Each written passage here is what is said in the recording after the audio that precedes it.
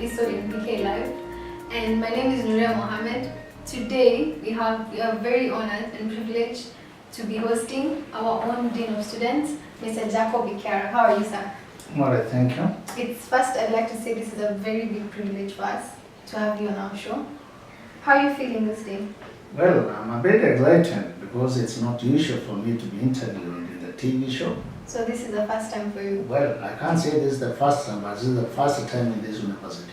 Okay. If I'm to ask you, as the Dean of Students, what are some of your roles and responsibilities? Well, thank you for that nice question. One, you need to understand that in a university, anything that is not academic is basically based in this office. One, we take care of the student welfare outside the classroom environment, ranging from accommodation,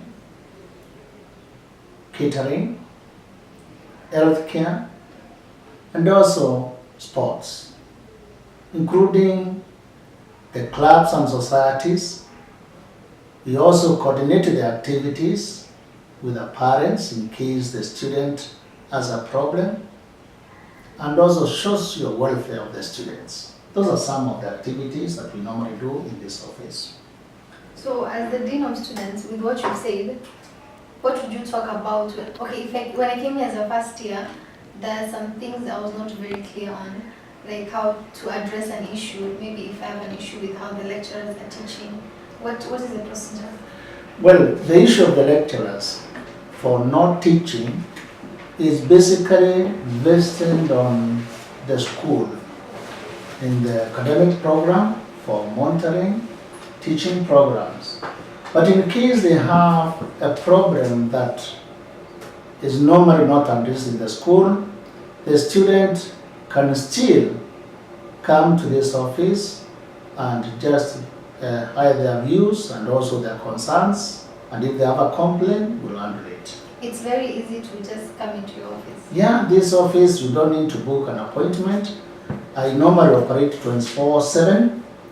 Even over the weekend, my phone is normally free to be used by a student. And in fact, during the first day when the student comes to this university, I normally give out my number, even for the parents to call me and say their concerns. So the students are free to come to this office and talk to me.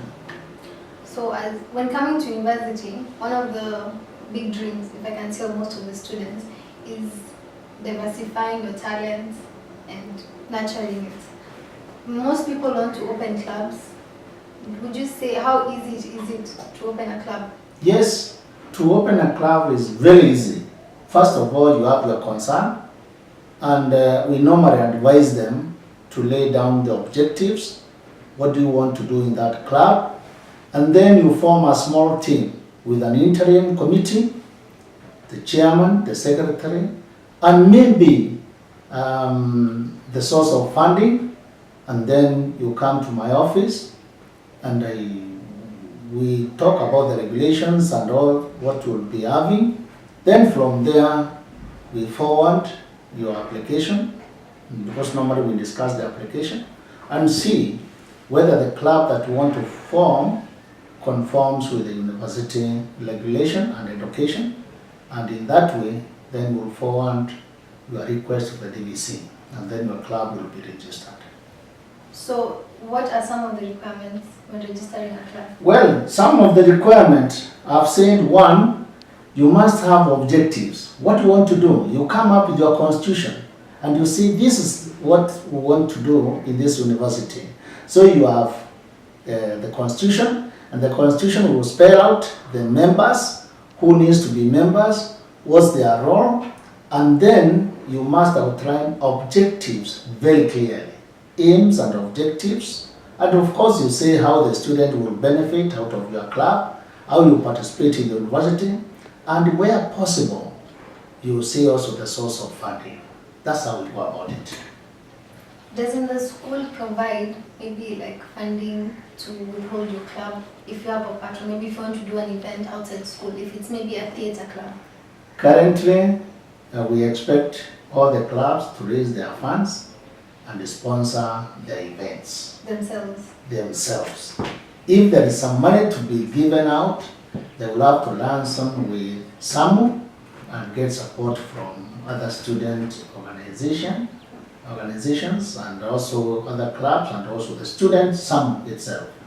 And is it easy for them to have maybe like the hall or the MPH to hold the events? No problem. That is a university entity, and they will make a request so that we don't have clubs colliding. They normally give a schedule on the activities. Halls are available and also classrooms for them to utilize.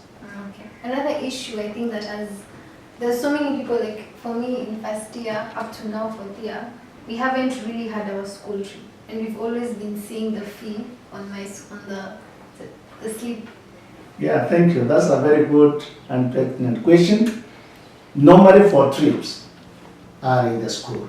So the school dean and the chairman of schools are the ones to organize for the field trips with the name academic trips. In these trips, what is covered, what percentage is covered by the school?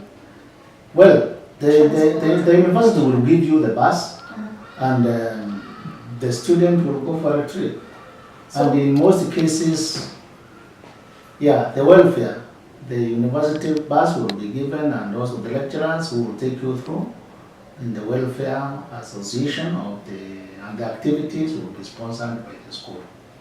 can the students choose any particular town to go to, even if it's Mombasa or as far as they want to go? That's another good question. The student can choose, but the predicament here is how much will it cost. It must be within the cost of the money that has been contributed on trips. If, for example, you've been paying like 1,000 shillings and you contribute for 2 years, that's 2,000 shillings per person, you don't expect to go and spend that one in Mombasa. It might be too expensive, but it should be within the amount of money that has been contributed. But always, the student will work with their lecturers to come up with the solution on where they would like to go.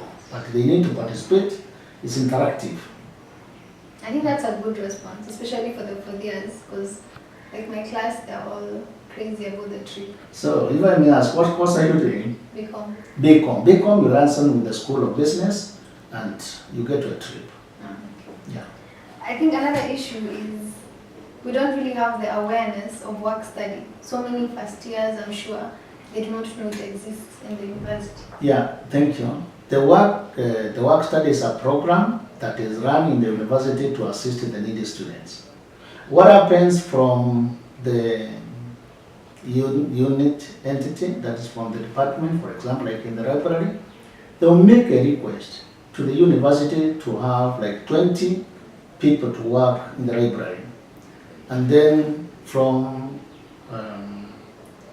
the office, that is Human Resource Office, they will write to us requesting us to give 20 people to the library. What we do immediately after we get the request, we write a notice on the notice board that is notifying them that is a work study that needs to be done, and we request the students, needy student to apply. Once they apply, we shortlist them with the criteria of needy student. We will check who actually has been experiencing problem with the fees. We also look at the criteria of whether these students are able to raise some money for upkeep and food, especially if they are both parents. Those are some of the issues that we look at. And then we grade them from the highest to lowest, depending with the way we have defined the needy student. So those who are very needy, we place them for work study. So you say that in evaluating who is needy, who is the needy person, you look at their trend in paying fees. What else do you use? When they report to this university, there is what they put in the records. If you are an orphan, partial orphan, total orphan, we'll have that. So we'll get to a file and see what you wrote as your needs. And from there now we can make a conclusion. We can also, get from the fees how much you've been paying. And of course, if you have been having some difficulties even feeding yourself, we get from clubs and societies. We have the Catholic Action, we have Christian Union, and also the Student Union, if they have been experiencing these students. Maybe others, if they have not been getting food, they'll share with their colleagues and we can also get the information. Yeah. That's a good. For the people, for the students mainly, those who are doing business units or courses, or even any other student who wants to participate in the tender process, how do they access that? Now, the tender process, it's open for all students. One thing that will be required for them to participate is to register with the government.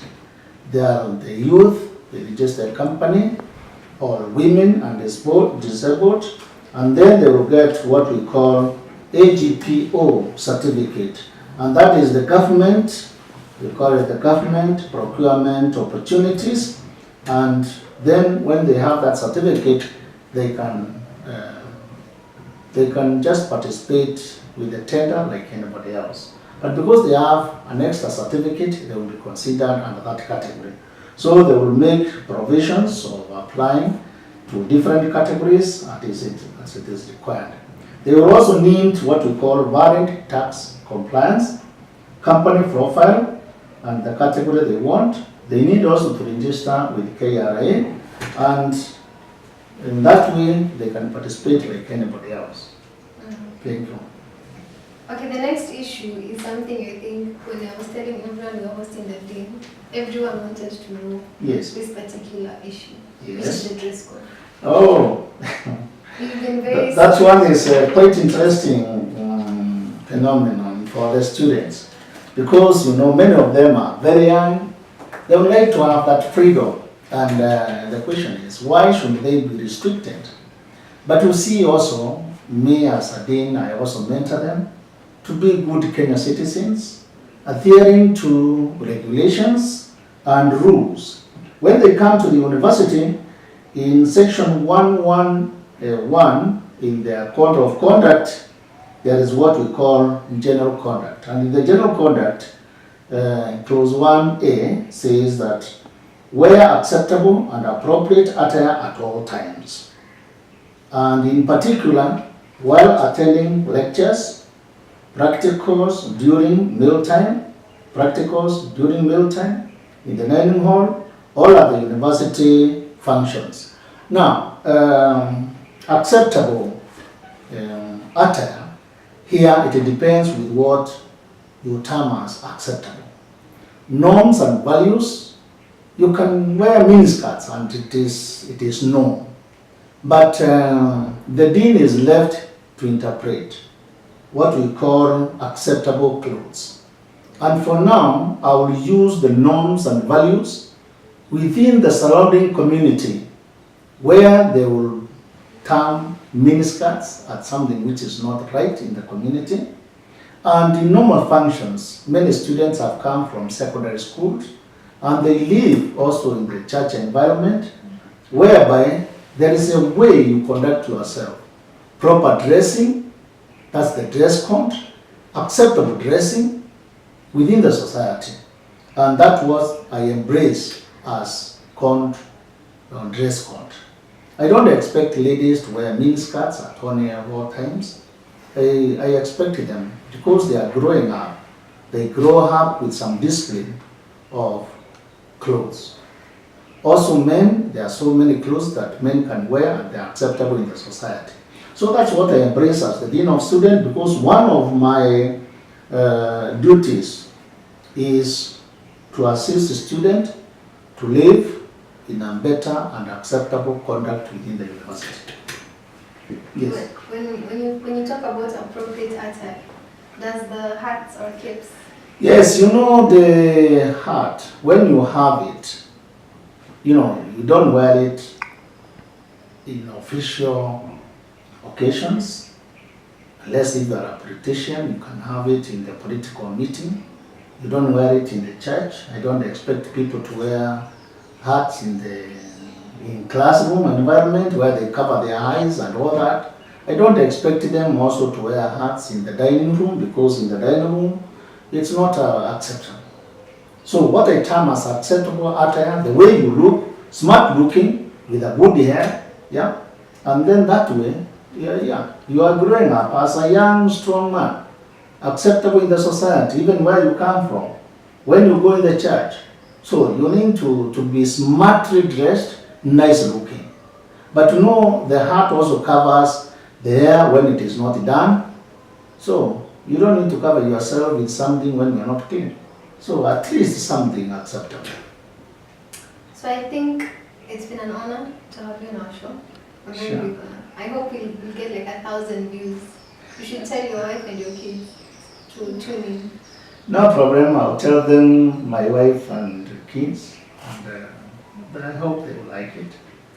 And may God Lord bless him for first asking me these questions. I hope they will assist the student. And in case somebody has a problem in the dress code or anything, they can come to my office And see you. and see me, and we talk. If the Bible says, come and we reason together in the book of Isaiah, chapter 1, verse 18, why not me as a dean? Come we reason together and we see how can live a better life and a future for us and our children. May the good Lord bless you, young people. Thank you. So guys, there you have it. That was the Dean of Students, Mr. Jacob Ikiara. So make sure you watch this video, you like, and you can share it with friends. And if you haven't subscribed, please